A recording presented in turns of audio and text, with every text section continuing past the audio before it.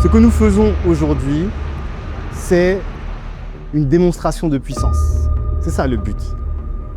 Black Network, c'est le réseau qui a vocation à structurer et à organiser la diaspora africaine et afrodescendante d'un point de vue business.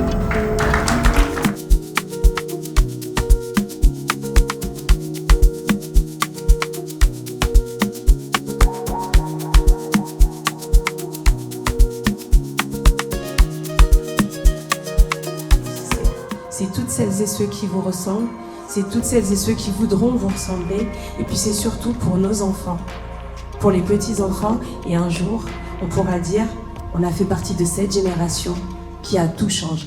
Merci infiniment.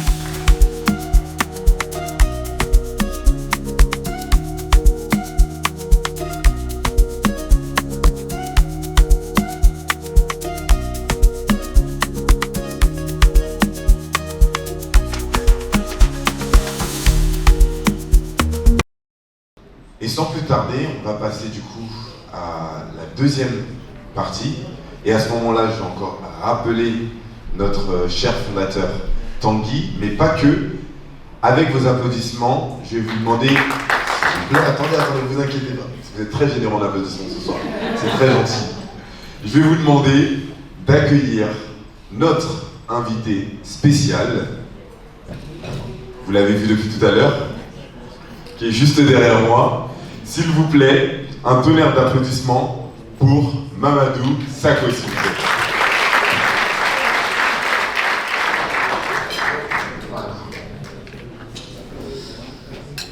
Donc, Mamadou, on est très content de te retrouver, d'être avec toi ce soir. Et comme je l'ai dit tout à l'heure, je suis d'autant plus content que je sais que cette discussion va nous permettre de mettre en lumière autre chose que l'idée que les gens ont de toi.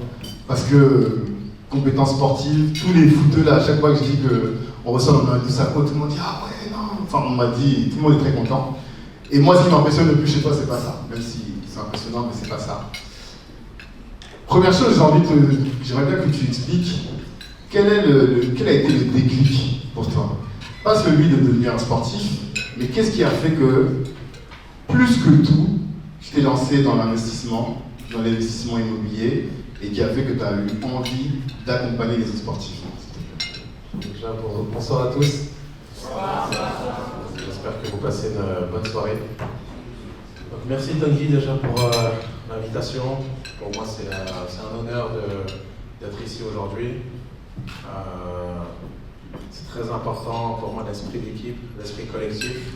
J'ai baigné dans un milieu qui requiert justement d'avoir ces qualités-là. Et voir la communauté aussi soudée, qui crée des choses ensemble et qui essaye d'avancer ensemble pour aussi aider la nouvelle génération, pour moi c'est très important.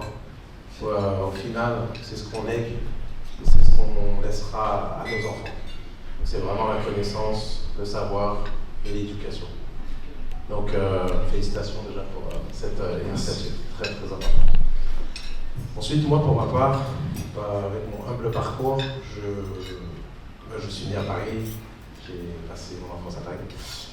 Ce qui a changé un petit peu ma vision du monde, clairement, c'est le décès de mon père à l'âge de 13 ans, où je me suis posé la question à ce moment-là en me disant, bon, qu'est-ce que je fais? Est-ce que je reste une personne qui n'écoute pas les règles, ou est-ce que justement je me focalise sur le travail dès l'âge de 13 ans?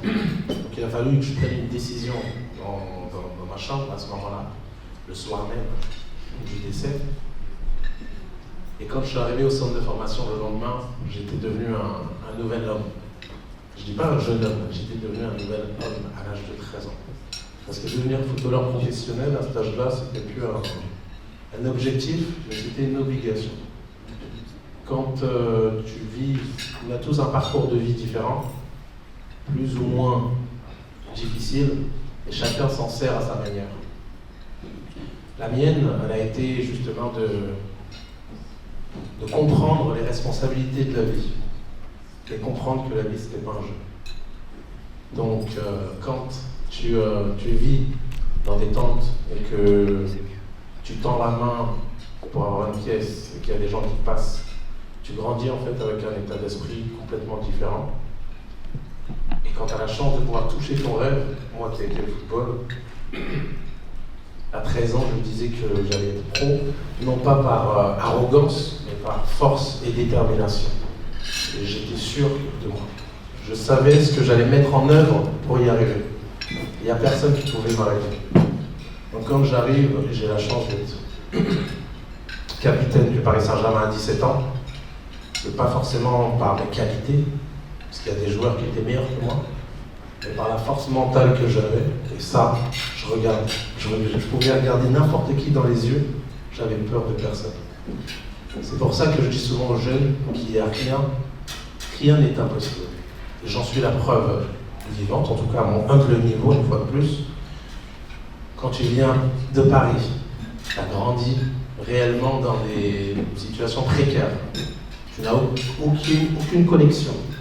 Tu n'as pas la chance d'avoir des parents qui te lèguent, j'allais dire, un héritage. Mais avec le travail, les doha des parents, la bénédiction des parents et l'aide de Dieu, je pense qu'on peut faire beaucoup de choses. Donc voilà, moi, tout a démarré par là. Et ensuite, quand j'ai commencé à gagner un petit peu de sous, j'ai tout de suite investi dans l'immobilier. Pourquoi? Parce que pour moi, c'est une valeur sûre en termes d'investissement. Nos parents nous ont toujours dit la pierre et la terre. Et moi, j'ai dit non, voilà, c'était la pierre et la terre, tout de suite. Et puis, aujourd'hui, j'arrive à l'âge de 35 ans, je suis marié, j'ai 4 enfants. J'ai la chance d'être rentier. Et quand je vois la nouvelle génération, je me dis, il faut qu'il y ait quelqu'un qui prenne ça en main. Il faut qu'il y ait un sportif qui vienne, pas en exemple, parce que quelqu'un d'exemplaire, pour moi, c'est quelqu'un qui est parfait, mais je dirais, j'utilise le terme inspiré. Voilà, servir d'inspiration. Parce que tu ne peux pas faire à tout le monde. Et je ne suis pas là pour faire à tout le monde non plus. J'aime être authentique, il y a des gens qui m'apprécient, tant mieux ceux qui ne m'apprécient pas, chacun son chemin. Mais les jeunes qui veulent construire un patrimoine dans l'immobilier, aujourd'hui j'ai créé du coup une société qui s'appelle Saco Properties avec différents services.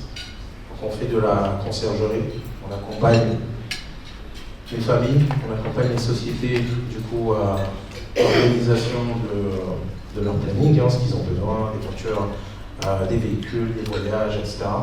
On a une société du coup de consulting, on accompagne les sociétés à s'installer, à s'implanter à Dubaï en particulier, tout ce qui est administratif, obtention de visa, ouverture de société, jusqu'à trouver l'école de certains de nos clients pour leurs enfants. Ce qui concerne l'immobilier, j'ai la chance de pouvoir rencontrer tous les grands CEO des promoteurs. On le voit sur nos réseaux sociaux avec Saco Properties, ce qui nous donne beaucoup d'avantages dans l'accompagnement de nos clients, dans leur acquisition. Et on a aussi du coup de l'intérieur design qui va ouvrir bientôt ses portes sur Dubaï, sur un showroom de 400 mètres carrés où les clients et les architectes pourront venir confectionner des projets de A à Z, que ce soit en termes de choix de matériaux, carrelage, marbre, home automation, donc la domotique. Bref, c'est vraiment tout de A à Z puisque je suis associé, j'ai la chance d'être associé avec un Italien qui a 2000 employés sur Dubaï, une usine et tout est fabriqué dans l'Italie. Donc le back office est vraiment très costaud. Et je suis avec mon équipe aussi de Dubaï, ils sont venus spécialement pour l'événement.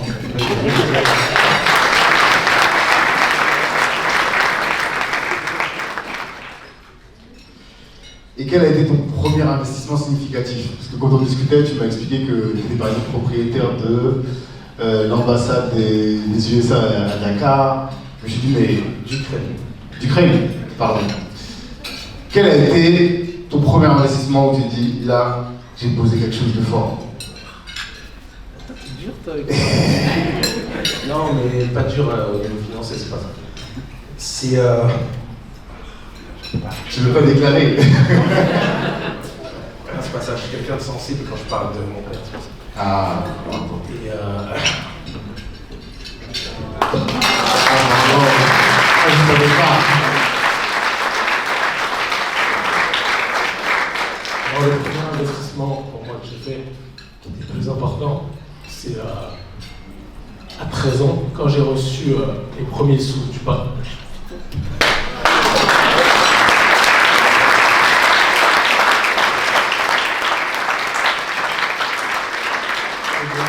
Je vais vous le dire parce que c'est important pour moi.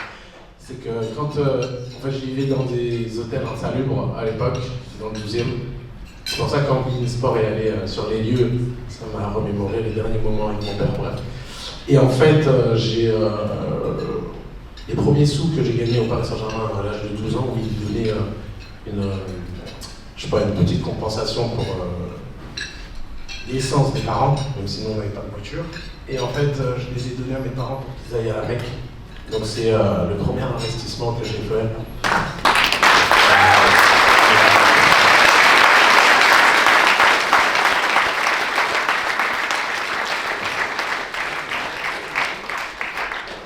Donc voilà, c'est emmener mes parents à la Mecque et un an après, enfin mon père quand il est rentré, il est resté malade 8 mois et il a fermé les yeux. Donc c'est le premier investissement que j'ai fait. C'est important et de voir que. Et ça, c'est un peu en lien avec tout ce dont on discute depuis un moment.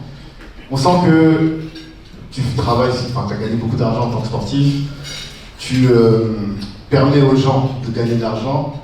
Mais ce que je sens chez toi, c'est beaucoup de valeur finalement. Et l'argent, j'ai l'impression que pour toi, c'est pas important, quoi. Bah pour moi, aucun être humain est parfait. Nul n'est parfait, je ne le suis pas non plus. Mais l'éducation que j'ai reçue, c'est de toujours regarder les gens dans les yeux. Parce que quand tu rentres dans un deal ou quand tu as un rapport humain avec quelqu'un, c'est d'être la meilleure personne possible. Que ce soit amicalement, que ce soit en tant que patron, que ce soit en tant que fils pour mes parents, pour ma mère, en tant que frère, en tant que coéquipier, j'ai toujours essayé d'être la meilleure personne possible. Après, comme je le disais tout à l'heure, il y a des gens qui vont t'apprécier, tant mieux, ceux qui ne t'apprécient pas, tant pis. Il y a des valeurs, en tout cas, avec lesquelles j'ai grandi, c'est ça. Et je disais tout à l'heure un peu en off, j'écoute beaucoup de contenu créé par les sportifs et je discute beaucoup aussi avec les sportifs. Et je trouve qu'ils ont beaucoup à les apporter sur la performance, sur la concentration, sur aussi des choses qui sont liées à notre corps aussi. Qu'est-ce que tu as appris dans le sport que tu utilises aujourd'hui dans ta vie d'investisseur et d'entrepreneur? Énormément de choses. Le sport, déjà, pour moi, ça a été une seconde éducation à côté de celle de ma famille. Avant que j'arrive au centre de formation, j'étais un petit comme beaucoup de petits de quartier. Donc, je respectais pas les horaires. Quand on me parlait, j'étais très... Parce que dans les vestiaires au Paris FC, c'était rapport de force. C'est le plus petit, c'est le plus teigneux qui se fait respecter. Et j'ai pas été capitaine pour rien. Parce que voilà, je suis arrivé au PSG à 13 ans, avec cette mentalité de Montreuil. Je faisais la quête le dimanche. Tous les enfants rentraient au centre de formation, je passais avec un sac plastique et tout le monde devait mettre un goûter dans le sac plastique. Ah mais réellement. En fait, j'ai grandi avec ce truc de... Voilà, le respect. Tu poses. C'est pas que c'est que va t'arriver, mais ça va. C'est la réalité. Et tu fais ça aussi dans le business aujourd'hui. Et je raconte ça pourquoi? Parce que l'homme évolue et justement, il y a des steps dans la vie.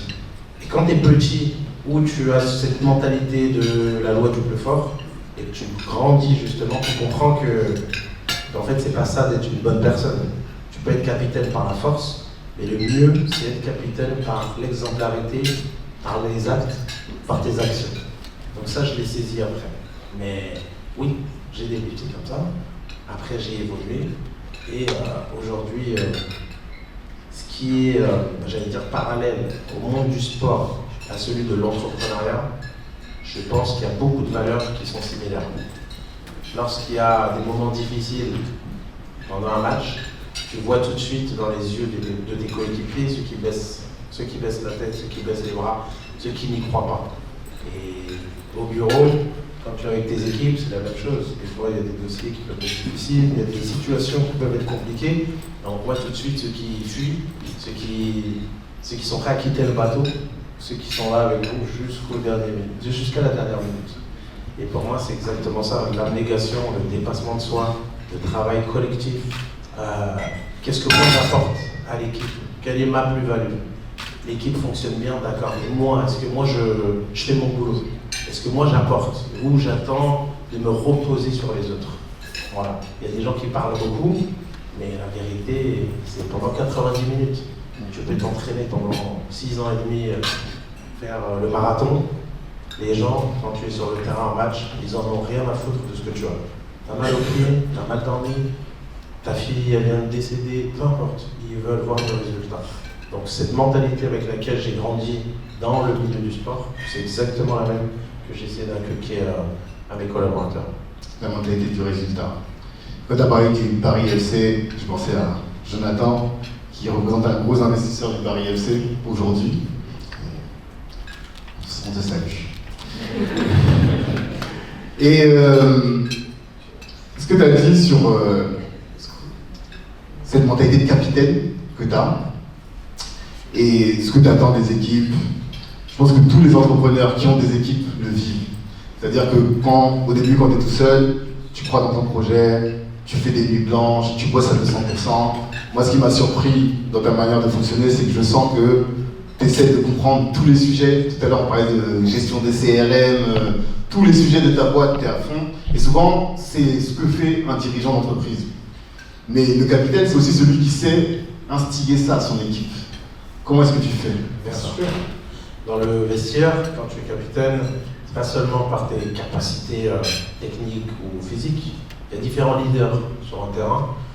Tu as des joueurs comme, je vais prendre un exemple, comme Zidane, qui parlait très peu, mais techniquement, qui étaient des leaders techniques. Comme tu pouvais avoir des joueurs comme Carles Puyol, je pense que pas mal de personnes connaissent, qui était un international espagnol à Barcelone, qui lui était un joueur de caractère. Donc il apportait énormément de rigueur sur le terrain. Donc être un leader, c'est pour moi ça s'exprime vraiment différemment selon les qualités de chacun. Après comment est-ce que tu transfères ces compétences-là, ces qualités-là à tes équipes? Alors, c'est du leadership même, concrètement. Ils sont là, on peut leur poser la question. Non, franchement, moi je reste naturel. Je suis authentique. Quand il y a des choses qui ressemblent pas aux valeurs de Sacco Properties, et je vais en parler tout de suite, j'essaye tout simplement. En fait, moi je suis vraiment quelqu'un de trop nature.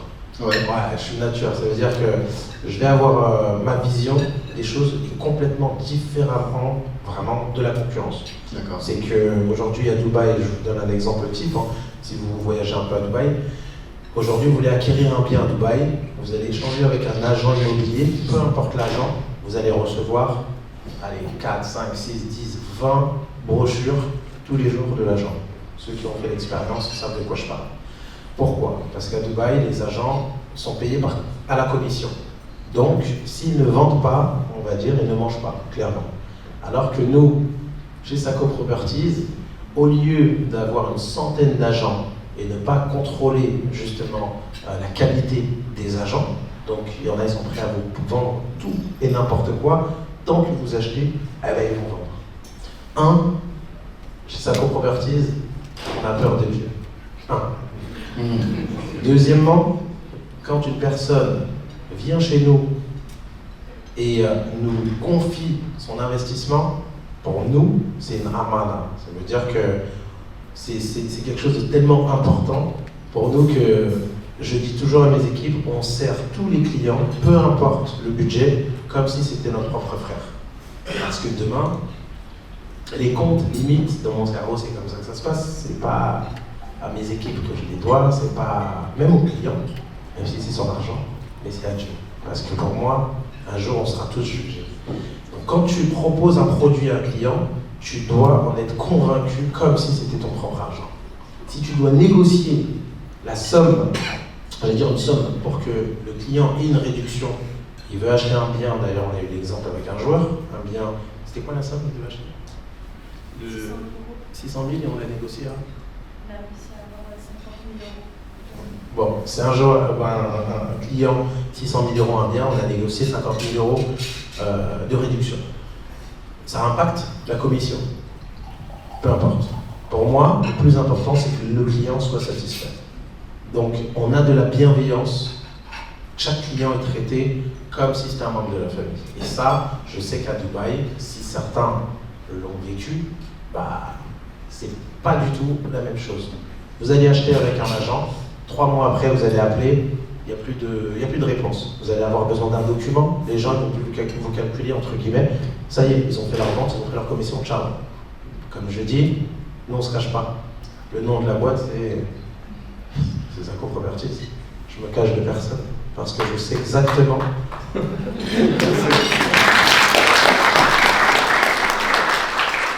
Excusez-moi, c'est parce que je sais exactement ce que j'ai mis en place, comment et par qui. Tout est maîtrisé à la base par moi. Tout est maîtrisé à la base par moi. Les CEO, toute la boîte, de A à Z. Ça fait 3 ans et demi que je suis un travailleur acharné. Je veux tout comprendre, je veux tout maîtriser. J'ai monté mes boîtes tout seul. Je suis allé au DLD, je connais le prix d'une licence, je connais tout de A à Z. Donc j'allais à Dubaï, je faisais 8 heures sur place, je venais le matin, je repartais le soir. Parce que je suis comme ça. Maintenant, on ne grandit pas une boîte tout seul. Il faut avoir une vision et être entouré de bonnes personnes. Et avec les équipes, on arrive justement à atteindre ces objectifs. Autre question, la vie d'entrepreneur et la vie sportive, c'est des hauts et des bas. Il y a eu le match contre l'Ukraine où tu as fait un doublé, mais j'imagine qu'il y a eu des matchs aussi où tu t'es loupé. Donc ça c'est... Comment est-ce que tu analyses les downs? Comment est-ce que tu fais? Pour quelle grille? Est-ce que tu as une grille d'analyse pour ces moments où c'est difficile quand tu as fait des erreurs? Comment est-ce que tu travailles sur tes erreurs? En tant que sportif, sur les erreurs ou sur les soirs où les choses se passaient moins bien, je suis peut-être fou, mais j'ai jamais douté de moi. Peu importe les choses qui peuvent se dire, qui peuvent s'écrire ou ce que les gens peuvent penser, j'ai toujours été sûr de mes capacités. En fait, quand tu sais ce que tu vaux, tu ne laisses pas la place dans les yeux d'autrui de te dévaluer. Non, personne ne peut me dévaloriser quand tu es en face de moi sur le terrain. Même si j'ai fait un match, j'ai mis un but contre mon camp, et alors, je sors, la tête haute, le temps se bomber. Il faut être fier de qui on est. C'est pas parce qu'il y a un jour où ça se passe moins bien, 2 jours où ça se passe moins bien, une période, 1 mois, 2 mois, que ça y est, t'es de la merde. Certaines personnes vont te critiquer quand t'as le dos large, t'as l'habitude des coups de couteau. Moi, franchement, j'ai jamais eu de problème avec ça. J'ai toujours su, en tout cas à mon niveau, faire, j'allais dire, ouais, j'ai toujours, je sais pas, eu un bouclier concernant les critiques, etc. Parce que je sais que ces mêmes personnes-là, quand une semaine après tout se passe bien, c'est les mêmes qui allaient t'applaudir et ça se passait comme ça d'ailleurs. Donc c'est pour ça que j'ai un certain détachement avec, même avec le compliment, j'ai un certain détachement. Parce que voilà, certaines personnes vont te complimenter, mais en fait des fois j'ai envie de te dire c'est quand j'étais dans le dur que j'avais besoin de toi. Là maintenant que c'est fait, bon, c'est gentil, ça fait toujours plaisir, mais à un certain niveau quoi. Ok. Le nom de notre gala cette année c'est Héritage. Moi je dis toujours que 2050 c'est une année spéciale parce que les spécialistes disent que l'Afrique représentera 1/4 de l'humanité. Donc on devrait être 9 millions et en Afrique on sera plus de 2 milliards, non 9 milliards et on sera plus de 2 milliards 500 000 en Afrique, 500 millions en Afrique. Comment est-ce que toi tu te projettes en 2050? Tu te vois en train de faire quoi? Et quel héritage tu veux laisser à tes enfants, notamment par rapport à l'Afrique, à cette date? 2050, tu me poses la question, ça me fera dans 25 ans. Ouais, 60 ans, Inch'Allah. C'est que Dieu me donne longue vie à tous ici. Je me vois faire quoi, 60 ans? Ouais, pourquoi pas être assis au Sénégal avec mes boîtes qui tournent, en train de m'occuper de plein d'orphelinats que j'aurais ouverts dans plein de pays d'Afrique, des centres de formation professionnelle, des centres de formation de foot, pour léguer quelque chose qui perdurera et surtout qui sera avec un vrai social impact sur les communautés reculées, loin de Dakar, comme Bakounda par exemple, au Mali, en Guinée-Bissau. Créer des centres en fait qui vont sortir des pépites africaines, que ce soit au niveau de l'IA, au niveau de l'éducation, des entrepreneurs, des agriculteurs aguerris sur des métiers du terroir. Et j'aimerais bien avoir un nom, tu vois, un nom d'un centre comme ça et tiens, je suis dans le centre Intel en Guinée, au Mali, tu vois, un peu partout en Afrique pour léguer quelque chose qui perdurera. Super. Et donc là, on s'est projeté dans 25 ans, mais là, c'est la fin de l'année, 2025. 2026 arrive. Quel est ton grand projet sur 2026? Est-ce que tu as un grand projet sur 2026? Grand projet sur 2026 je dirais grandir encore sur la boîte qu'on est en train de bâtir, de mettre en place. C'est d'atteindre certains objectifs que je me suis fixé avec la team. Je les regarde dans les yeux, ils savent de quoi je parle. Hein. Voilà, qu'on aille chercher ce qu'on doit atteindre. Mais à côté de ça, vraiment essayer d'accompagner un max de jeunes sportifs. Parce qu'il y en a tellement ça me serre le cœur quand j'échange avec plein de jeunes qui n'ont pas la chance d'avoir dans leur entourage un frère gestionnaire de patrimoine ou un parent avocat, etc. Et c'est d'une tristesse où la plupart, en plus, c'est des jeunes de notre communauté. Et franchement, ils ont besoin d'avoir une référence en qui ils peuvent avoir confiance, parce qu'il y en a plein qui parfois ils ont de l'argent, c'est allô Mamad, j'ai 3 millions d'euros de côté, je ne sais pas quoi faire. Oui, mais comment tu sais pas quoi faire? Je ne sais pas, à qui je vais faire confiance? Qu'est-ce que je dois faire avec? Est-ce que je dois acheter? Mais quoi? Où? Par qui? Et je me dis, c'est triste de voir des parcours de petits Sissoko, Moussa, Dembélé, et quand ils arrivent à 18 ans, c'est de là où d'autres communautés vont s'approcher d'eux en costard, cravate et dire tiens, je vais gérer ton argent. Et eux ne savent pas, donc ils le font, et à 30 ans, des fois certains se font escroquer parce que voilà, ils ne connaissent pas. Et si justement dans la communauté il y a des capacités, bien sûr il faut aussi des capacités, c'est pas parce que tu es mon frère que je vais te faire confiance. Donc si tu es bon dans ce que tu fais, là je te fais confiance, là tu bosses avec moi. Donc il faut, je pense que tout le monde ait un certain niveau, chacun dans son secteur. Quand tu veux du bon pain, tu vas chez le boulanger, tu vas pas chez l'épicier. Donc il nous faut des bons avocats, des bons fiscalistes, des bons gestionnaires de patrimoine, des bons joueurs de foot, des bons boulangers, et avec ça tu crées un écosystème, chacun reste à sa place. Merci.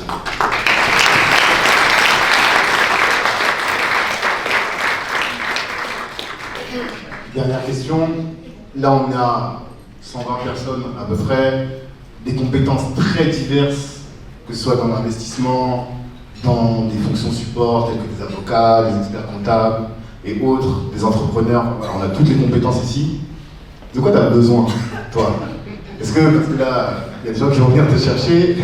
La question, c'est quels sont les profils tu dis, voilà, j'ai besoin de profils excellents. Je pense qu'on a bien fait le tri, à mon avis. Mais maintenant, la question, c'est quels sont ces profils-là dont tu as besoin? De quoi moi j'ai besoin? Bon. Je vais dire que, peut-être c'est encore une fois par rapport à mon caractère, hein. J'ai appris à pas moins demander. Tu vois? Donc ma phrase, je dis toujours, j'ai rien à vendre, mais je réponds à toutes les demandes. Parce que j'ai essayé de construire ma boîte comme ça. Donc, je ne vais pas dire j'ai besoin de personne, parce qu'on a toujours besoin de quelqu'un qui peut t'aider à grandir, à t'améliorer. Donc, même avec ça, j'ai une humilité, enfin, je ne vais pas dire extraordinaire, mais j'ai une grosse humilité.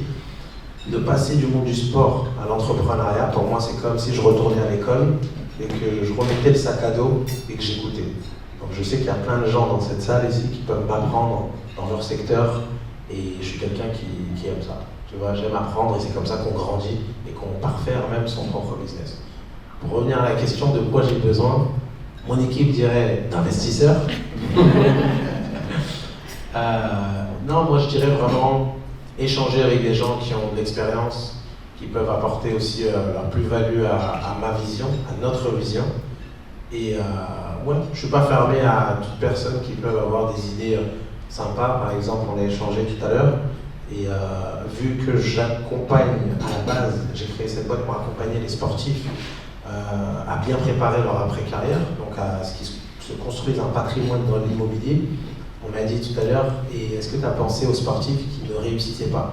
Donc j'ai dit, tiens, ça c'est vrai que j'y ai pensé, mais j'ai pas le temps non plus de tout faire. Donc ça, c'est un point, je pense qu'on échangera dessus, si on peut le mettre en place avec grand plaisir. Ça peut être un point aussi intéressant, de ne pas oublier ceux qui n'y arrivent pas. Parce que le football, c'est un faux rêve, beaucoup d'enfants veulent réussir. Je pense qu'il y a plein de personnes qui ont des enfants, eux-mêmes ont rêvé d'être joueurs de foot, mais bon, peut-être ils ont eu des ligaments croisés. Non, je plaisante. Mais c'est pas facile, en fait, vraiment. Je plaisante, c'est pas que donc voilà, mais je dis le foot, c'est un faux rêve, dans le sens où il y a énormément de personnes qui veulent y arriver, mais pour réussir réellement, c'est très très difficile. Donc il faut préparer aussi des choses pour ceux qui n'y arrivent pas. Et je pense que quand tu as eu cette humble expérience, si tu peux mettre des choses en place pour préparer déjà psychologiquement un gamin qui a fait tout son parcours depuis qu'il a 8 ans jusqu'à ses 18 ans, et en fait il pense pouvoir passer le cap, mais tu sais qu'il n'y arrivera pas. Il y a un moment, il va falloir qu'il soit en réalité avec lui-même pour dire bon, le train, il faut que je descende du train. C'est lui qui va y arriver, il va être au Parc des Princes et moi, il faut que j'aille trouver un job. Soit je deviens coach, soit je deviens coach sportif, soit je deviens entrepreneur. En fait, à un moment donné, il y a cette réalité de la vie qui rattrape en fait. Il faut payer des factures. Et voilà. Donc je pense que ça aussi, c'est une pédagogie ou un accompagnement, du moins qui est très très important à mettre en place pour les joueurs qui ne vont pas y arriver. Amadou, merci.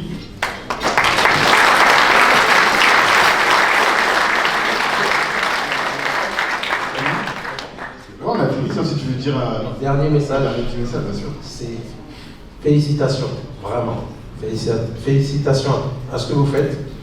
Je suis quelqu'un qui m'informe beaucoup. J'ai vu déjà pas mal de vidéos de certaines personnes ici, présentes dans la salle. Peut-être qu'ils ne le savent pas, et je ne dirai pas qui. Mais je regarde vraiment énormément de vidéos sur les entrepreneurs, sur l'Afrique, sur le développement du continent. Et je pense qu'il y a beaucoup à faire. Et il faut des personnes comme vous, présents aujourd'hui dans la salle, pour justement construire l'Afrique et avancer encore une fois chacun dans son secteur et se donner la main. Et il n'y a rien qui est impossible. Ça, je le dis, je le répète. Et pour terminer, prenez soin des familles. Très important. Passez du temps en famille, vos enfants.